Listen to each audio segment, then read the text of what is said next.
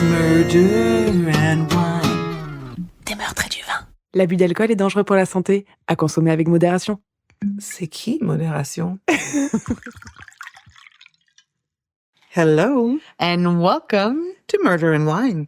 votre podcast peut-être Moyennement. préféré, peut-être Ou pas. que vous aimez détester, mais ça nous fait des écoutes, donc moi je dis go. Go, baby. Et voilà, podcast de true crime avec humour, que dire de mieux? Que rien. Rien. C'est parfait. Bon bah, à la semaine prochaine. Ouais, je crois que j'ai arrêté d'écouter nous-mêmes. Moi aussi, je me suis plus.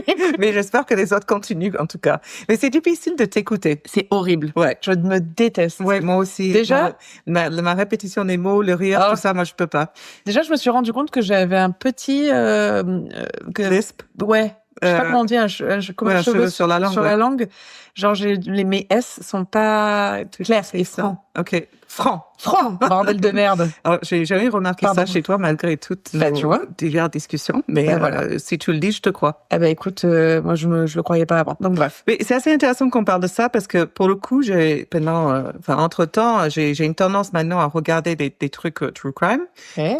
Bah oui, mais bon, plus pour trouver des histoires. Mais oui, mais je suis obligée. Voilà. Et en fait, un truc qui m'a un peu sollicité, qui m'a fait réfléchir, c'est que c'est vraiment, il y a énormément de personnes qui acceptent de témoigner après le décès d'un proche, des parents pour leur enfant. Et en fait, je me demande pourquoi. Alors, j'ai pas fait de recherche, je suis pas allée plus loin. Dans ma tête, je me dis que peut-être ça leur fait du bien d'en parler, mais ça serait intéressant de savoir pourquoi les gens acceptent, parce que revivre tout ça dans le détail, devant des caméras, te mettre face à un potentiel jugement de l'autrui, c'est assez balèze, quoi. Mais j'y ai pensé la dernière fois que j'ai regardé un documentaire, mais je peux pas te dire lequel, je sais plus. Mais aussi j'y ai pensé, j'ai écouté sur France Inter le matin, là il y avait un témoignage de parents qui ont perdu leur enfant de violence en fait scolaire. Je pense que c'était un gamin qui était avec un couteau, comme il se passe malheureusement beaucoup en France en ce moment. Oui. Et en fait c'est que des couteaux, pas... Ouais, mais ça commence comme ça, tu sais, après... Non, mais non, ça commence pas comme ça. Ça peut pas devenir les États-Unis. On n'a pas le droit aux armes. Donc, du coup... Ouais, mais il y a quand même beaucoup de trafic en France, tu vois. Donc, tu te dis, qu'est-ce qu'on sait pas. Ouais, enfin, bref. Oh, je sais pas. C'est comparer deux choses qui sont pas comparables. Ah, mais complètement. Non, mais bien sûr qu'on n'est pas aussi complètement taré que les États-Unis, mais du coup, donc leur fille avait été tuée, je crois, il y a 1 an, ou c'était assez récent. Mm-hmm. Et du coup, ils organisaient une course pour pouvoir lever des fonds, etc. Ça se fait souvent, ouais. Et du coup, c'est vrai que je me disais, je dis beaucoup du coup, tu vois, on s'en rend compte. Et ils organisaient ça pour lever des fonds, pour lever aussi de la awareness. Ouais, de la visibilité. De la visibilité. Et je me suis dit, putain, mais c'est dur. Ça doit être dur de revivre ça. Alors, tu veux faire vivre ton enfant, tu veux faire vivre ton proche. Ça, je l'entends, mais comme tu dis, oui, en fait, t'es une cible, en fait, tu es public, et ça doit être dur. C'est ça. Mais il y a un autre truc dans ça, par la suite de ce que tu me dis, ça me fait réfléchir, c'est qu'à chaque fois, pas à chaque fois, mais à la fin d'un documentaire, ou très souvent, on entend dire dans nos news, on a créé une fondation pour telle personne, etc., pour qu'ils vivent, pour qu'on se souvienne d'eux.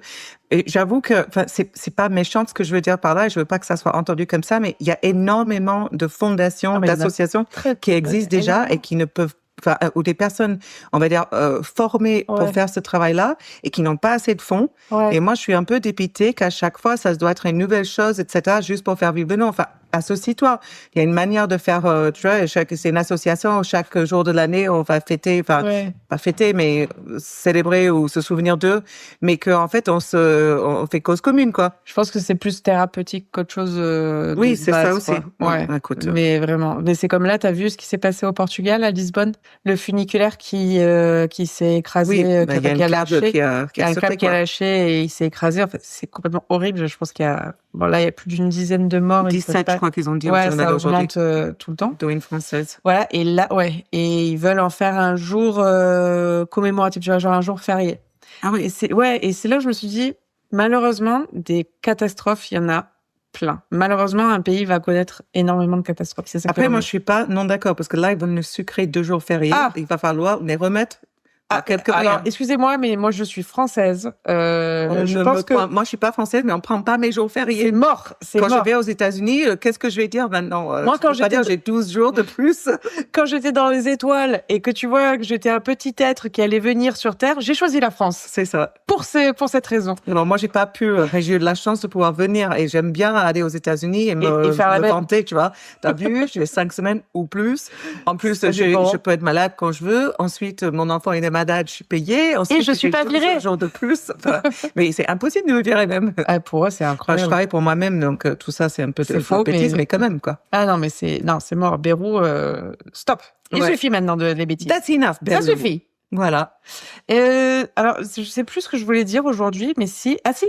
Mais là, du coup, vu qu'on devait enregistrer et que j'ai été un peu malade, on a repoussé notre enregistrement, donc du coup, c'est plus trop d'actualité. Mais t'as vu ce qui s'est passé, les cadavres qui ont été découverts dans la Seine? Non. Mais attends! Ils ont essayé de se baigner et ça s'est mal passé. Ouais, c'est Anne Hidalgo.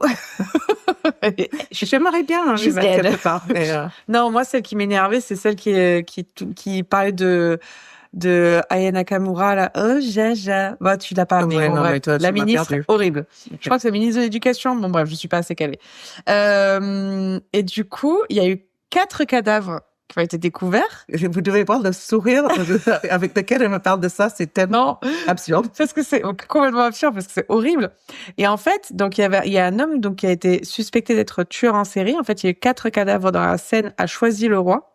Et en fait, parce qu'il y a un nouveau corps qui a été repêché, dans la Seine, sous le pont Nelson Mandela, en fait, à Charenton-le-Pont. Et il s'agirait peut-être du même tueur, quoi. Donc là. Ah, il y a une tueur en série à Paris. Ouais, incroyable. Incroyable. Tu devrais pas être aussi contente de cette info. Mais ça faisait longtemps. Surtout que tu as de la famille à Paris qui t'y va souvent. Oui, mais ça faisait longtemps. C'est comme, tu sais, t'as l'impression que les métiers qui se perdent. Tu vois. Oui, c'est quoi putain, c'est grave. C'est quoi le profil des victimes? Alors, c'est complètement éclectique en plus. Donc, c'est un bon tueur en série, comme donc, on l'avait déjà vu. Donc, les 4 cadavres, donc, ils savent pas si le 5e est lié, en fait. Et je savais pas aussi. Et ça, les gens qui sont dans la loi ou dans la police, dans les forces policières pourront me dire. Mais en fait, tu appelles ça des meurtres en concours. Quand il y a des meurtres à la suite. En série. En série. Okay. Alors, on avait le mot, c'est juste là. Je suis sûre que ça fait partie de la loi, tu sais, quand il fallait virer les mots anglais du français. C'était serial killer, c'était pour les meurtres en concours. Voilà, c'est ça. Ici, c'est la France. C'est plus un pique-nique, c'est quoi? Un déjeuner sur l'herbe. Un déjeuner sur l'herbe, n'est-ce pas, comme disait le célèbre peintre. Donc, du coup, le principal suspect, Monji H, a été mis en examen et placé en détention provisoire sous cette qualification juridique très rare, donc de meurtre en concours. Et pour moi, meurtre en concours, tu sais, on dirait des concours de chiens, là. Moi, j'ai pensé à un examen, tu sais, tu passes un moi, concours. J'avais le concours canin. Ah ben, tu vois. Je pense pas que ça soit un chien. Je pense pas. Âgé de 21 ans, il était arrivé il y a 3 ans en France, il demeurait en situation irrégulière, sans domicile fixe, etc. Quoi? J'ai rien compris de ce que tu viens de dire. Pardon, il demeurera en situation irrégulière et sans domicile fixe. D'accord. Donc ils ont déjà arrêté quelqu'un?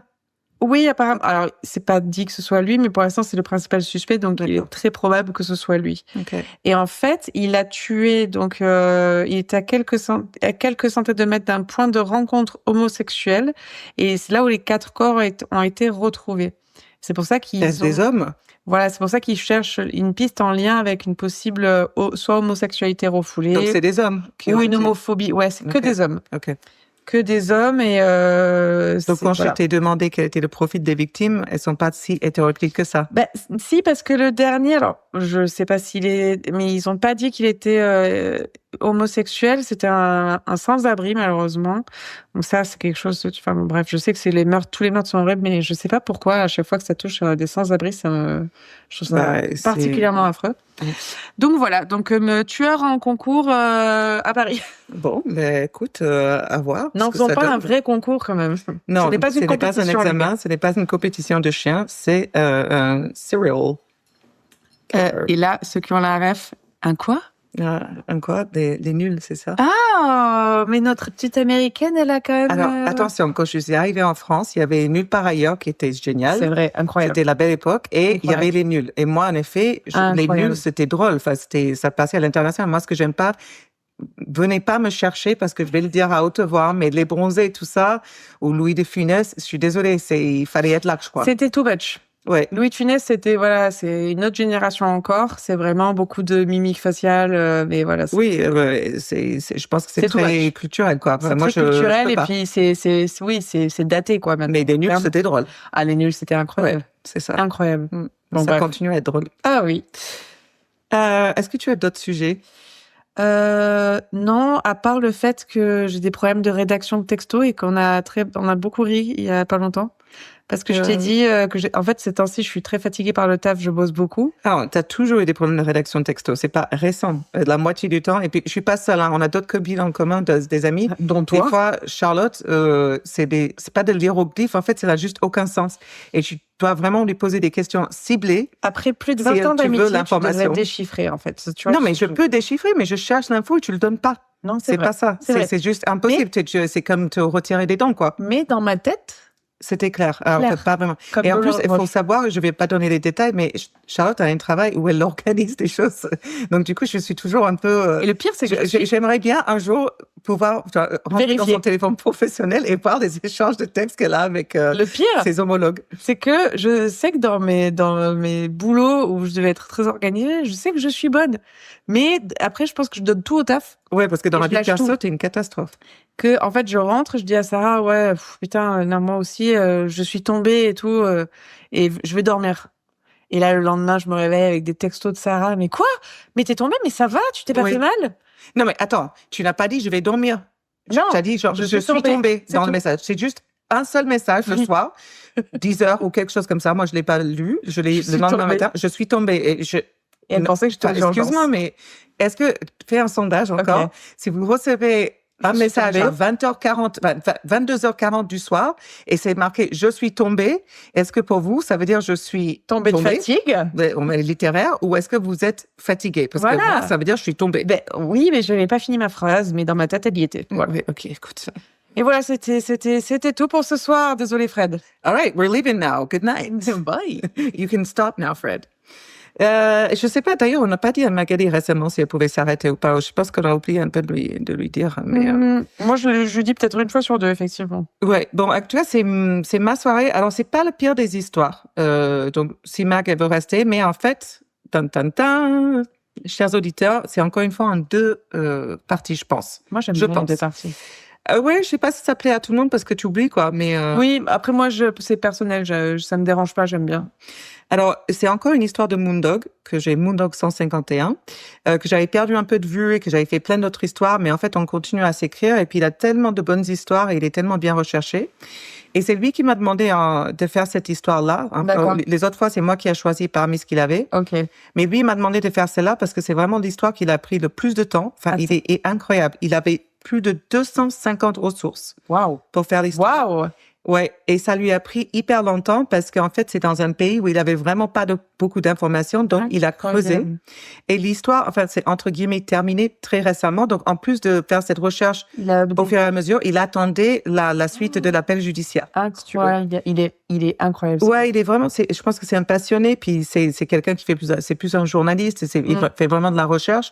Je pense qu'il devrait faire ça plus loin que Reddit, mais je sais pas ce qu'il fait dans la vie. Si un jour on fait ce fameux apéro qu'on aimerait bien organiser avec tout le monde, il faut absolument que le monde vienne. Ben, il est au Canada, donc c'est un peu compliqué. Écoute, rien n'est impossible. Mais on n'a pas parlé du vin. Mes excuses, oh mon Dieu, je t'ai tellement dans mon truc. Donc, on va pas dire maman parce que ma mère est actuellement en Italie en train de se la couler douce. Oui, elle va nous écouter plus tard. Hein. Non, je suis jalouse. Okay, elle arrête pas de m'envoyer des vidéos genre buona serata, on est de côté de la plage. C'est bon, stop. Ok. Donc, t'es sûr que c'est le mien, ça? C'est pas le tien? Non, c'est pas le mien. Donc, je me souviens pas trop, tu vois, comme quoi, même l'étiquette ne me parle pas. Parce que je l'ai acheté il y a plus de 2 semaines quand on devait enregistrer, on n'a pas fait. Mais il s'agit d'un vin que j'ai acheté à mon caviste à côté. Et c'est Domaine du Pin, donc un vin de 5e de désert. C'est un blanc de 2024. Et voilà, je n'ai pas plus d'infos. On va découvrir ça avec vous tout de suite. On va l'ouvrir. Voir ce que donne cette pop. La dernière fois, le pop était dégueulasse, je me souviens. Oui, en plus, c'était moi, j'ai l'habitude de faire doucement, tu sais, mais donc du coup, c'est peut-être moi qui avais raté. Allez, go. Nice. En fait, moi, je suis la popeuse. Ouais, t'es la popeuse. Allez, Voilà. vas-y. Ok. Parce que Très bien. C'est ton travail. C'est dorénavant. inacceptable. Attends, ce moi que tu j'ai nous as fait. encore un peu de l'autre tonkasi. Miam, miam, miam. J'arrive. Fais ton ChatGPT. Non, pas ChatGPT, ASMR. Fais ton chat GPT. Fais ton... J'ai plus de glaçons. C'est bien de goûter une fois sans glaçon, non? Oui. C'est good. Oh, pardon, excuse-moi. Je me suis emballée. Ah, c'est vrai que ASMR sans les glaçons, c'est pas trop ça, en fait. Il n'y a rien. Non, j'ai rien dit. Il faut des glaçons. À mon sens. Ok, attends. Ben, comme c'est mon histoire, je vais mettre des glaçons. Non, ça n'a rien à voir avec ce qu'on goûtait juste là. Oui, c'était beaucoup plus acide ce qu'on avait avant. Là, du coup... Oh non! Un glaçon s'est échappé. Sinon, bienvenue dans nos welcome vies. to our Hein, life. This is what we do, man. This is what we... This is D'ailleurs, juste avant de commencer, ça aussi, Charlotte a fait une vidéo qui lui a pris beaucoup de temps pour être en ligne. Les gars, c'est pas mon métier, je vous jure. J'ai un respect pour les gens dont c'est pas le métier et qui ont des... Genre même, c'est quoi les influenceurs, en vrai? Bah ouais, c'est ça. Hein. Super compliqué. Ouais. J'ai mis 3 soirées. Et à la 3e soirée, j'ai trouvé une solution pour faire la vidéo que j'ai mis de présentation. En tout cas, tu l'as vachement bien réussi. Je suis très fière, mais c'est très dur quand tu... C'est dur, mais t'aimes bien aussi ça. J'aime bien chercher, j'aime bien trouver, j'aime bien faire des trucs sympas, mais waouh! Ouais, alors que moi, je suis pas sur les réseaux, je suis pas très photo, pas vidéo, donc moi, ça serait une vraie calvaire. Enfin, mais c'est pour ça, d'ailleurs, sur la vidéo, c'est là où je me dis, putain, c'est cool que je fasse des vidéos parce qu'on te voit bien, tu vois, il y a plein de vidéos de toi. Alors que toi, il y en a pas. Ouais, c'est ça. Bon, on va commencer. Il faut me rappeler. Mais j'adore, parce que mais c'est vraiment nous, cette vidéo, je trouve. Je félicite Charlotte pour cette vidéo. C'était vraiment Merci. mignon. Et merci à tous ceux qui nous ont écrit.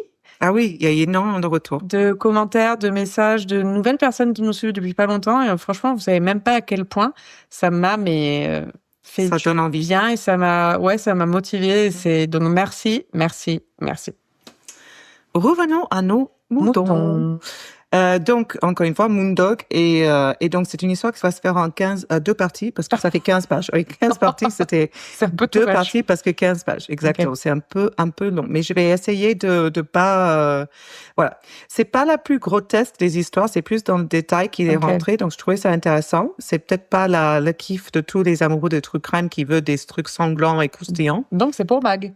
Je pense que Mac peut. Alors, il y a par contre une partie qui est un peu dark, mais c'est pas dark comme d'autres histoires. Je pense qu'elle peut l'écouter. Les oreilles de faire la. Oui, sinon elle va pas comprendre l'histoire, mais bon, je pense qu'elle peut l'écouter en vrai. Mais je pense pas que ça va forcément la titiller parce qu'elle est comme moi, elle est pas true crime dans l'âme, quoi. Dans l'âme. Donc, on commence. Let's go. Donc, né en 1949, un homme s'appelant Panché. Alors, attends, pardon. Ouais. Je me réinterromps juste. Post-KitKat. Voilà, post-KitKat. Si je prononce mal les prénoms, les noms de villes ou autres éléments, ne venez pas me chercher parce que je n'ai aucune idée. Et il y en avait vachement trop pour aller les googler. J'ai juste googlé la ville dans laquelle je le dis souvent pour savoir comment le prononcer. Mais sinon, les noms des personnes et tout ça... J'ai l'impression qu'on va jamais commencer cette histoire. Tu sais, je vois trop le truc. A few moments later. SpongeBob, get out of here. Get out of here. Né en 1949, Panché Zezhovski. C'est trop mal prononcé. Je change d'épisode. A few moments later. A grandi à Vélez, une petite ville nichée au centre de la Macédoine du Nord, où il a passé toute sa vie. Donc, Panché a fini par ouvrir son propre salon de coiffure, où il travaillait comme coiffeur. Ça semblerait logique. Oui, enfin oui. Ouais. Est-ce que ça s'appelait alternatif? Quoi? Non, c'est une story. Oh my gosh. C'est les jeux de mots des salons de coiffure en France. Ah oui, c'est vrai. Oui, c'est vrai que vous êtes fort. Je crois qu'on en avait déjà parlé. Ouais, non, mais c'est n'importe quoi. Alors, il était connu pour être un travailleur acharné et son salon était très populaire parmi les habitants de Vélez. Et c'était même, on disait, un lieu de rencontre, donc de barbershop, quoi. Je m'imagine comme ça. En vieillissant, il s'est marié et il a eu 3 enfants. Et il s'est retrouvé à vivre de sa pension, mais il a quand même décidé de garder son salon de coiffeur ouvert et de continuer à travailler comme coiffeur, en fait. Donc, il a jamais trop pris la retraite, Panché. Il était engagé dans la vie politique, plutôt à la fin de sa vie, et il a même été candidat pour la mairie de Vélez. Ouais. Il a eu le poste de président de l'Union des anciens combattants de Macédoine unifiée. Wow. Attention. En fait, une fonction qu'il a mise à profit pour s'exprimer publiquement et défendre les droits des retraités, des anciens combattants et la réforme des retraites. Donc, un bon gars. Ouais, carrément. Ouais. Il a aussi, dans cette fonction, il a dénoncé la corruption en Macédoine du Nord. Apparemment, c'était très corrompu. Okay. Et il était aussi siégé au conseil municipal. Donc, très impliqué à la fin de sa vie. Incroyable, ouais. Voilà. Et je sais pas si c'est comme en France où en fait on est impliqué parce que on gagne bien sa vie ou qu'on est vraiment passionné. Ouais. Je sais pas. Ça se discute. Donc, je sais pas, il avait eu cette femme, mais après, il raconte qu'en fait, après, il vivait seul, donc je sais pas trop ce qui s'est passé là. Mais il vivait seul et était décrit comme un homme très calme, mais très attaché à sa famille. Donc, en fait, ses filles ou ses enfants ont dû grandir, mais étaient quand même attachés à eux.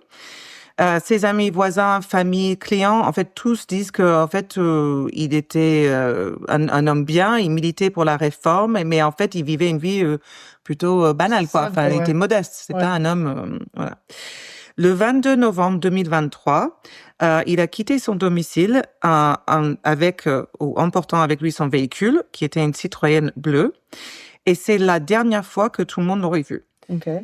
Et la première chose qui indique que quelque chose ne tournait pas rond, c'est qu'un client avait rendez-vous avec lui ce jour-là et il s'est jamais présenté. Mm-hmm. Donc, ce client va chez lui. Tu vois, c'est comme ça il connaissait bien ses clients. Ouais. Et personne répond à la porte. Donc là, les voisins et d'autres connaissances vont essayer de le contacter, mais en fait, ils peuvent pas. C'est tout à fait inhabituel de Ponche. Et il y a même un voisin qui va appeler sa maison 40 fois dans une seule journée pour essayer de le joindre. Du coup, ils étaient tout de suite inquiets. Clairement, il avait ses habitudes et il ne dérogeait pas.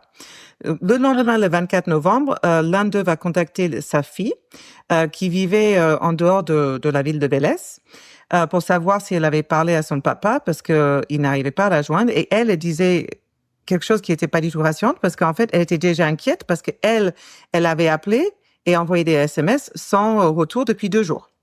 Ah, depuis 2 jours, ok. Donc, sa fille, avec son mari, va venir à Vélez le jour même à la recherche de son père. Il retrouve la porte verrouillée de l'intérieur, mais elle a la clé, donc elle a pu rentrer. Là, elle voit que le chauffage était toujours allumé. Et ça veut dire, enfin, ça indique quelque part qu'il n'avait pas prévu de s'absenter longtemps.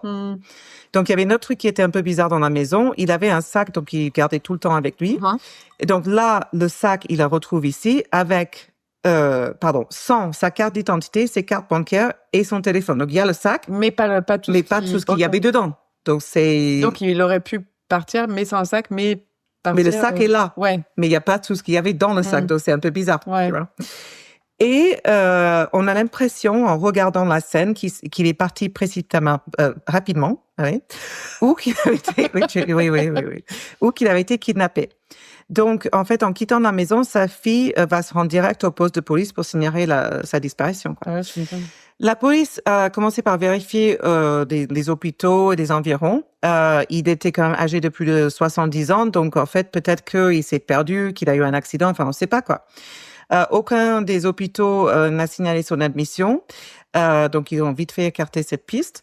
Et la police et des bénévoles locaux ont aussi mené des recherches parce qu'ils pensent que Ponche, s'il n'était pas trop loin de chez lui, en fait, il pourrait mener des recherches à petite échelle, si tu veux. Tu vois, s'il est dans les environs, ils vont peut-être pouvoir le retrouver, si je n'ai pas été clair. Et c'est à ce moment-là, avec cette petite recherche, qu'ils vont retrouver son téléphone dans un ravin près du village, mais lui, toujours introuvable. Ok. Donc déjà... Donc le téléphone a été jeté, genre pour se débarrasser d'une preuve. Dans un ravin. Voilà, se débarrasser d'une preuve. Là, c'est moche, quoi. C'est pas beau. C'est ça. Donc là, avec la police et sa famille, ils vont publier des appels à témoins sur les réseaux sociaux. Et en même temps, la police locale va diffuser une description de la berline Citroën bleue de Poncha. Et ils vont diffuser cette annonce à la police routière de la Macédoine du Nord. Et vont lui demander de rester à l'affût de ce véhicule au cas où il quitterait la région. Et donc, des tracts aussi sont distribués par des habitants de Vélez un peu partout.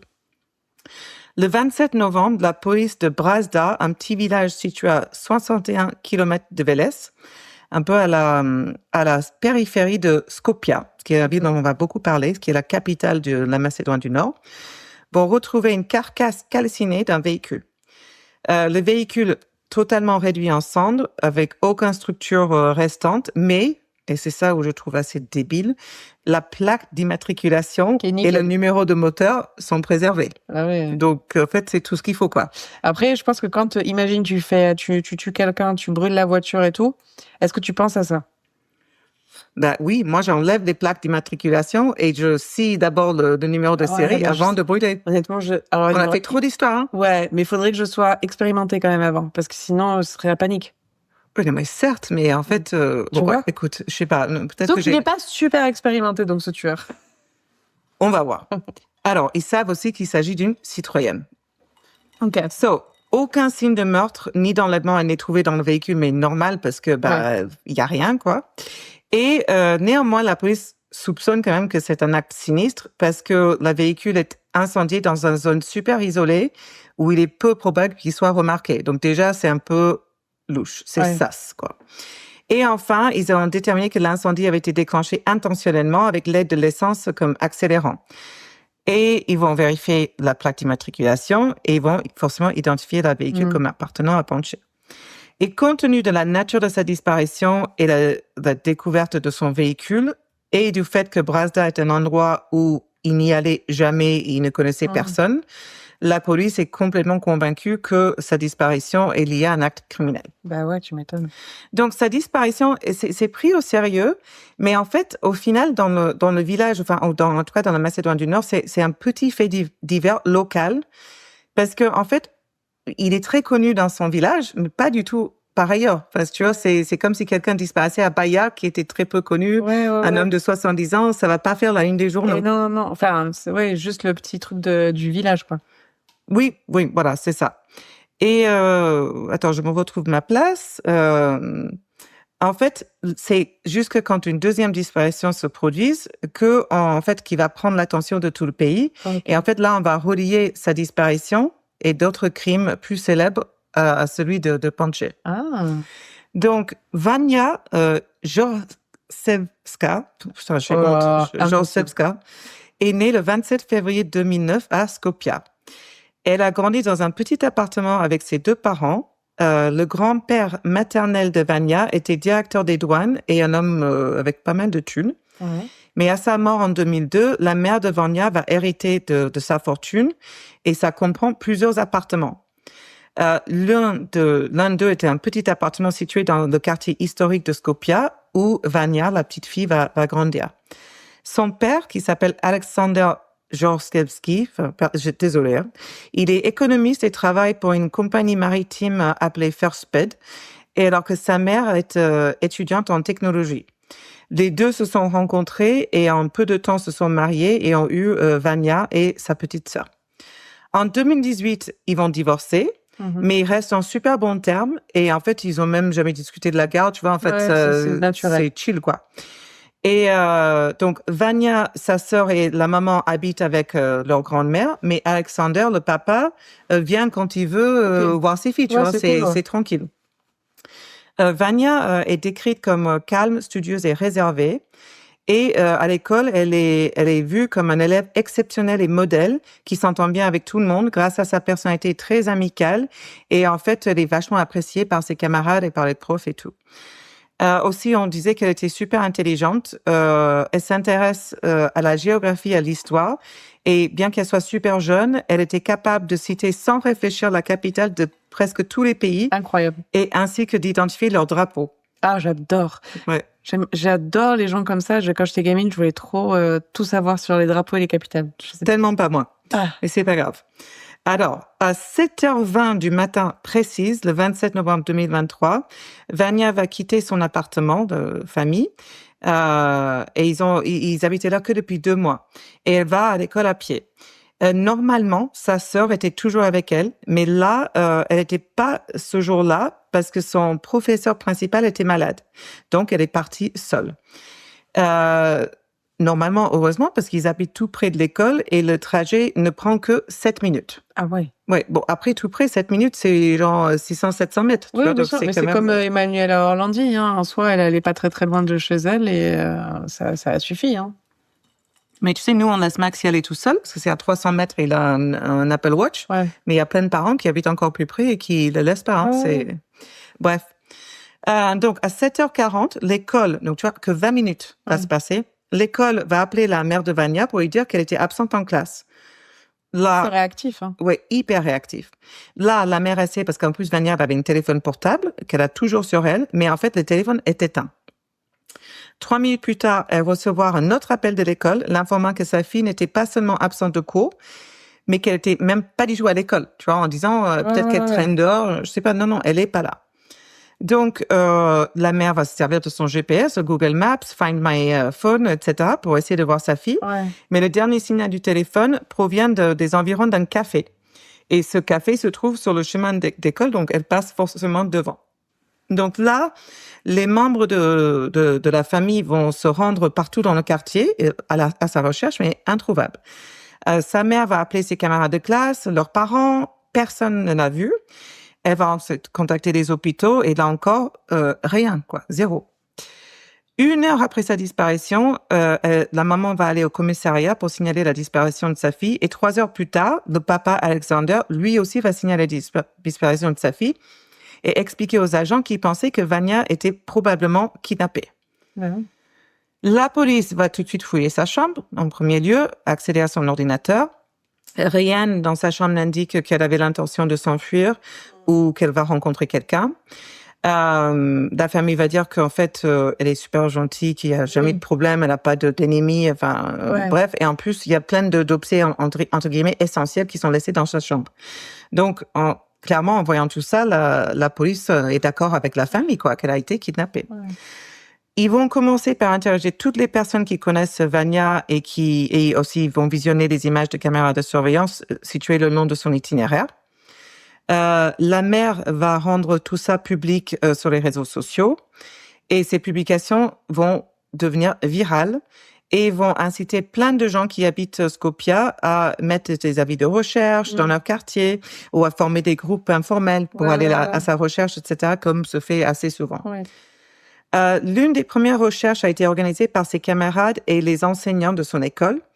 Et eux, ils ont même allé annuler les cours pour partir à sa recherche.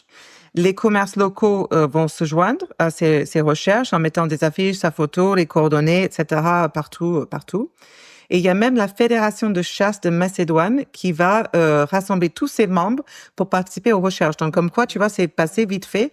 Et les gens, ils ont quand même l'air assez soudés. Enfin, moi, à vrai dire, je ne connais rien du tout de la Macédoine du Nord. Moi, non, je ne pourrais même pas te mettre sur un plan. Moi non exactement.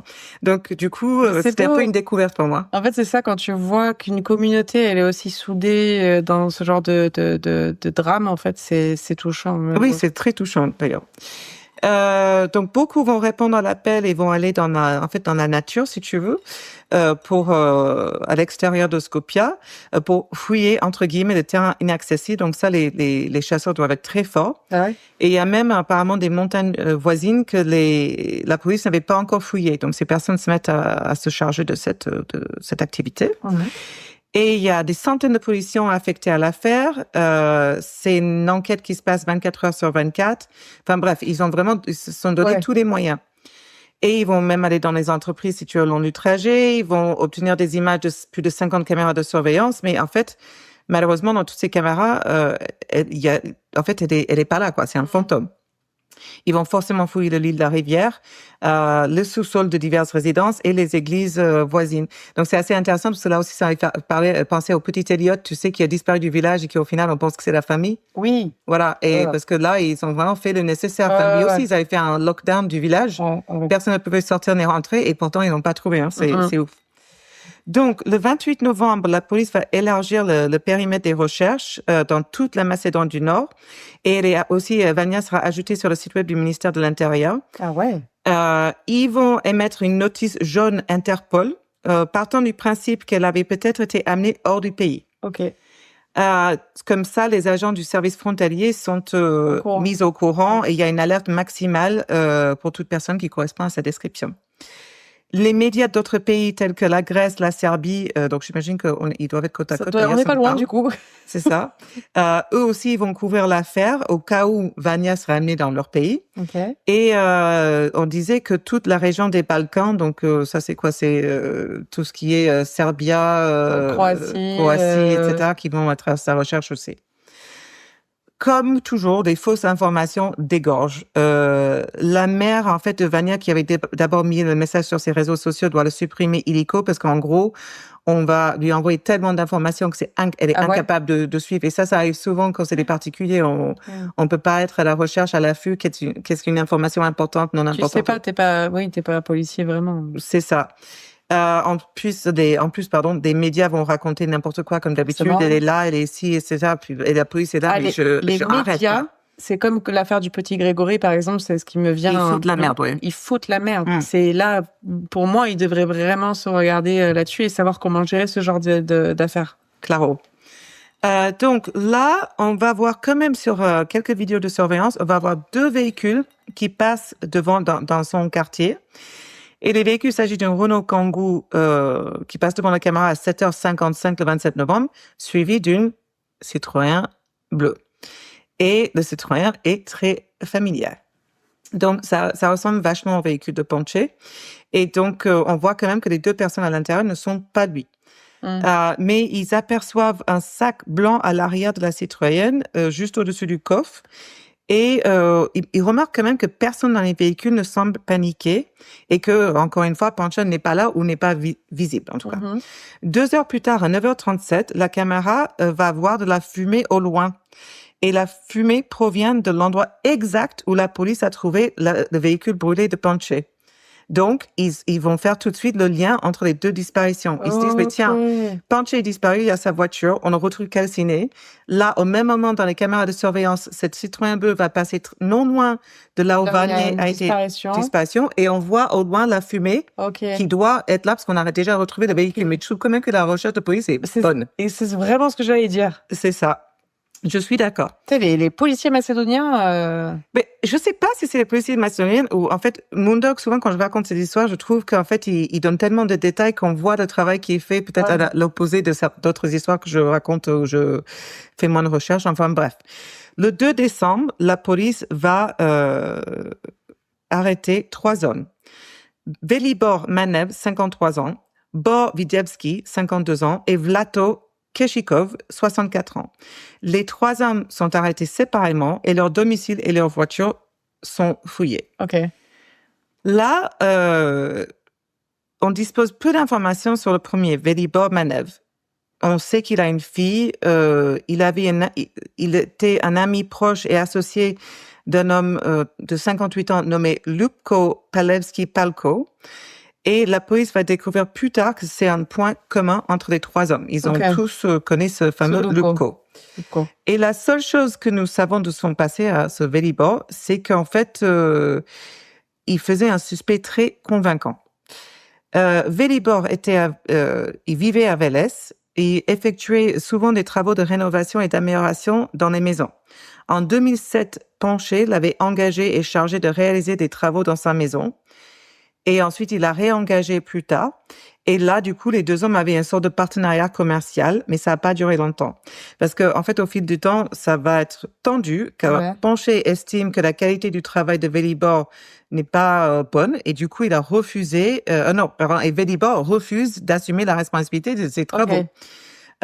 Et parfois, Ponche accusait Velibor de ne pas même terminer son travail. Velibor estime qu'il n'a pas été assez payé et que Ponche lui doit 1 500 € pour des travaux de maçonnerie effectués dans sa maison, que Ponche refuse de lui payer. Et donc, lorsque Ponche va lui refuser de lui rendre cette somme, refuser de payer, il va détruire les travaux déjà effectués et va même retirer des dalles de pierre. Donc là, Ponche va appeler la police qui arrive. Ils vont expulser Velibor, lui dire casse-toi, laisse Ponche tranquille. Et Velibor est parti, mais quelque part, il n'a jamais laissé tomber cette histoire. Selon la famille des voisins de Ponche, Velibor est devenu vachement plus agité et puis il demande souvent son argent et il continue à exiger que Ponche le paye. Et à un moment donné, il a même envisagé de faire irruption dans le salon de coiffeur de Ponche et l'affronter physiquement. Mais en fait, il a renoncé à cette idée, je sais pas, mais visiblement, il n'a jamais abandonné. Il était un peu obsédé par cette histoire, ouais. Bah ouais. Donc, le deuxième, Bor Widewski, lui, il avait une vie plutôt bien, plus remarquable, quoi. Il vivait aussi à Vélez, il pratiquait une forme même de karaté qui s'appelait Okinawane ou Ushiryu, et c'était le seul maître certifié dans tout le Macédoine du Nord. Et donc souvent il avait ce titre, il était instructeur et enseignant, et des fois il voyageait à des rencontres internationales, des démonstrations internationales, parce que c'était le seul qui pouvait représenter la Macédoine. Ok. Du coup, il était hyper dévoué à son art de karaté, mais il avait souvent des problèmes de santé. Il avait eu 2 greffes des reins. Il était souvent à l'hôpital. Et malgré tout ça, il a toujours continué à travailler en tant que professeur de karaté. Il était respecté, les gens l'ont félicité. En plus, qu'il aidait les gens, des enfants à leur mettre sur le droit chemin, on disait. Et c'était un peu une célébrité locale de Vélez, quoi. Et au moment de son arrestation, Bor était marié et était père de 2 filles. Donc, il est arrêté au milieu de son cours de karaté et sa famille, forcément, va vigoureusement protester son innocence, en gros, parce que c'est un bon citoyen. Et le dernier, Vlatko Keshikov, des informations sont aussi limitées, mis à part le fait qu'il avait 2 enfants adultes, mais en fait, c'est pas son passé, c'était son présent qui était un peu plus accablant, parce qu'il travaille comme concierge au siège de Densa, et il était décrit comme le bras droit de Ljupko Palevski. Donc, ce fameux Ljupko. Et sa loyauté envers Ljupko était absolue. Certains vont même le décrire comme étant servile envers cet homme. Wow. Donc, la police va trouver des preuves impliquant directement Vlatko, et le 26 novembre, un jour avant l'enlèvement de Vania et l'incendie de la voiture de Ponche, une caméra de vidéosurveillance d'une station de service proche du siège social de Densa, qui est la partie politique, va le filmer en train de remplir une bouteille en plastique d'essence. Oh. C'est quoi Densa et qui est Ljupko Palevski, l'homme qui relie toutes ces données? Aux prochains épisodes. C'est vrai? Ouais. Fin de la première partie. Voilà. Donc, j'en dis pas plus. Ça a l'air trop bien. No spoiler. Alors, après, je dis pas, on va garder le même vin. Oui. Parce que juste, enfin, vous savez bien, nous, on en rajoute tout de suite après. Mais oui, ça serait vraiment pas raisonnable, sinon. Et après, à bientôt. On se tâte de la jour de la diffusion de la deuxième épisode. Ouais, donc, peut-être à très vite. Peut-être à très vite, peut-être pas. Je sais pas. Voilà. The jury is out. OK. Merci. Avec ça. Avec ce, on va parler du vin la deuxième fois? Ah oui, c'est vrai. Avec les glaçons, Avec les glaçons, c'est bon, c'est frais, c'est très fruité. Tu m'as dit, on va parler du vin après, et j'ai pas du tout compris. On s'en fout. Moi, j'aime bien. Avec les glaçons, c'est hyper frais, c'est très fruité, c'est très rond. Pardon, je fais. Voilà. Mais il faut absolument des glaçons. Non, on va pas couper. Arrête, on est comme ça, nous. C'était pas prévu. Bon, ben voilà. Allez, à la prochaine pour la partie 2. Bye. Bye. Si t'aimais ça, like and subscribe.